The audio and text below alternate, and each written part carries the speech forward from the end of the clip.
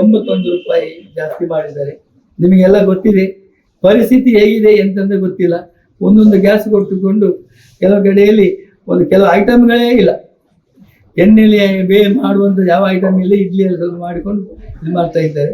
ಇಂತಹ ಸಂದರ್ಭದಲ್ಲಿ ಹೋಟೆಲ್ಗಳು ಬಹಳ ದೊಡ್ಡ ಸಂಕಷ್ಟದಲ್ಲಿದ್ದಾರೆ. ಬೆಳಿಗ್ಗೆ ಮಾಡಿಕೊಂಡು ಮಧ್ಯಾಹ್ನ ಬಂದ್ ಮಾಡಿಕೊಂಡಿದ್ದಾರೆ.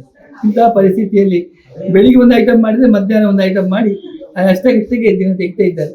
ಅದು ಯಾವ ರೀತಿ ಸರಿ ಆಗ್ತದೆ, ಯಾವಾಗ ಸರಿ ಆಗ್ತದೆ, ಯಾವಾಗ ಇದರ ಬಗ್ಗೆ ಯಾರು ಚಿಂತನೆಯನ್ನು ಯಾರು ಸರಿ ಗೊತ್ತಿಲ್ಲ. ಇವತ್ತು ಸರಿ ಆಯ್ತಾ, ನಾಳೆ ಸರಿ ಆಯ್ತಾ, ಯುದ್ಧ ಮುಂದೆ ಈಗ ಸ್ಥಗಿತವಾದರೂ ಕೂಡ ಗ್ಯಾಸಿನ ಸಮಸ್ಯೆ ಇನ್ನೂ ಪರಿಹಾರ ಆಗಲಿಲ್ಲ.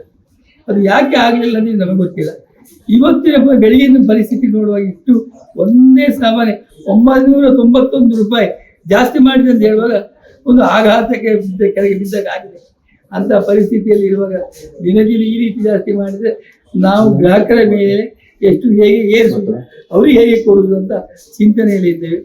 ಅದಕ್ಕೆ ಲಭ್ಯತೆ ಹೇಗಿದೆ ಸರ್? ಲಭ್ಯತೆ ಸಿಗ್ತದೆ ಈಗ? ಲಭ್ಯತೆ ಇಲ್ಲ. ಒಂದು ದಿವಸ ಕೊಟ್ಟರೆ 2 ದಿವಸ ಬಿಟ್ಟು ನೋಡುವ, ಬಂದರೆ ಕೊಡ್ತೇನೆ ಅಂತ ಹೇಳ್ತಾ ಇದ್ದಾರೆ. ಅವ್ರಿಗೆ ಕೂಡ ಆ ಥರ ಡಿಮಾಂಡ್ ಇದೆ. ಯಾಕಂತ ಹೇಳಿದ್ರೆ ಒಂದು ಗ್ಯಾಸ್ ಅಂತ ಹೇಳಿದ್ರೆ ಎಲ್ಲ ಕಡೆ ನಮಗೆ ಬೇಕು.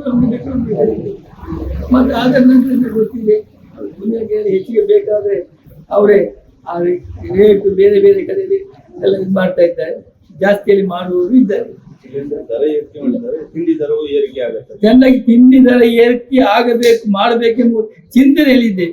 ಅದು ಇವತ್ತು ಸರಿ ಆದರೆ ಸುಮ್ಮನೆ ಮಾಡಿ ಏನು ಪ್ರಯೋಜನ? ನಾಳೆ ಸರಿ ಆಗ್ಬೋದು, ನಾಳೆ ಸರಿ ಆಗ್ಬೋದು. ಗ್ಯಾಸಿನ ಬಗ್ಗೆ ಅದರ ಬಗ್ಗೆ ಚಿಂತನೆ ಮಾಡ್ತಾ ಇರುವಾಗ ಒಮ್ಮೆ ಜಾಸ್ತಿ ಏರಿಸಿದೆ ಕಡಿಮೆ ಮಾಡಲಿಕ್ಕೆ ಆಗೋದಿಲ್ಲ. ಅದಕ್ಕೆ ಇಷ್ಟುವರೆಗೆ ಅದಕ್ಕೆ ಕಾಯ್ತಾ ಇದ್ದೇವೆ, ನಾಳೆ ಸರಿ ಆಗ್ಬೋದು. ಆದರೆ ಇವತ್ತು ಸಡನ್ನೇ ಆ 991 ರೂಪಾಯಿ ಏರಿಸಿದ್ದು ನೋಡುವಾಗ ಇದು ಹೆಚ್ಚಿನ ಸಮಸ್ಯೆ ಬರ್ಬೋದು ಅಂತ ಹೇಳಿ ನಮಗೆ ಒಂದು ಕಳವಳ ಆಗಿದೆ.